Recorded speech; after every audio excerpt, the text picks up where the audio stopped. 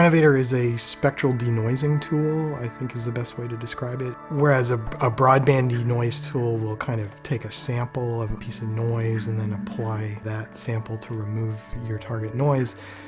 The Renovator works on more sort of specific one-off sounds. So if somebody's coughing or turning a page, you can open up the sound file with Renovator and it has a very visual display where it shows you time and frequency, intensity of color represents how loud something is. It's an interesting skill to bring to the table, I think, being able to do this noise removal.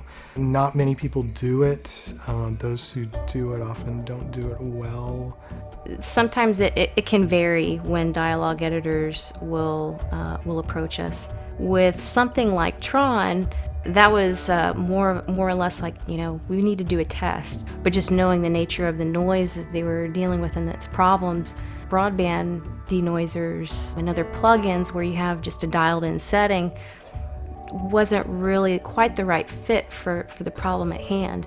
And it was through that they thought, can you help us? And we were able to help recover a bit of dialogue for them. How can he be so afraid of his own creation? I mean, he built glue. Why doesn't he just end him? He could, but it would require reintegration. Yeah, all right. Flynn would never survive the event. It would mean the end of them both. How can he be so afraid of his own creation? I mean, he built glue. Why doesn't he just end him? He could, but it would require reintegration. Yeah, all right. Flynn would never survive the event. It would mean the end of them both.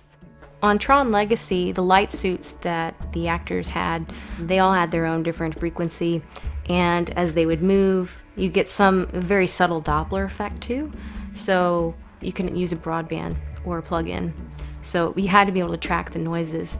And so that's where our program kind of lended itself to the problem really well, is that we were able to, if we heard something we knew we could get rid of, we go and look for that, or we could follow the noises as they came along.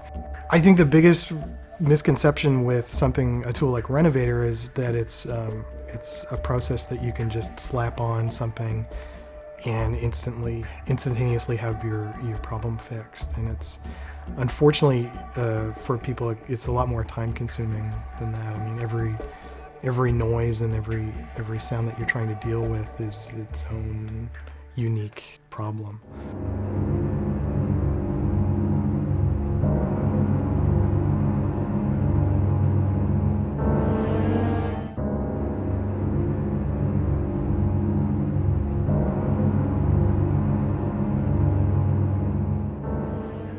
Using Renovator, you very much use your eyes as well as your ears. It's hard to say which one you rely on more. It's handy to have the visual reference because in the case of the whine that we would get with the suits on Tron Legacy is that it's not actually just 16K. There's all sorts of little harmonics and stuff that add up to that, or there might be lower frequencies that you don't see. So you remove something and you're constantly listening, you're reviewing it over and over and again. So over time, you do rely on your ears that I hear something, I need to keep zooming in more and more to this lower frequency band or get a bigger picture of the clip and see where the problem might be. So it's very complementary to use the ears and the eyes for what we do. Big Butter and Eggman was a source clip in Benjamin Button, and quite a few of the source cues that were used in that film were very hard to find as restored masters on CD, so most of them came from our personal record collection. And so Jonathan actually did the broadband noise removal on Big Butter and Eggman was just one example of that. And after that, then we used Renovator to take out more specific noises such as plops and larger thumps. I want a Big Butter and Eggman from away out in the west. I get so tired from working hard all day.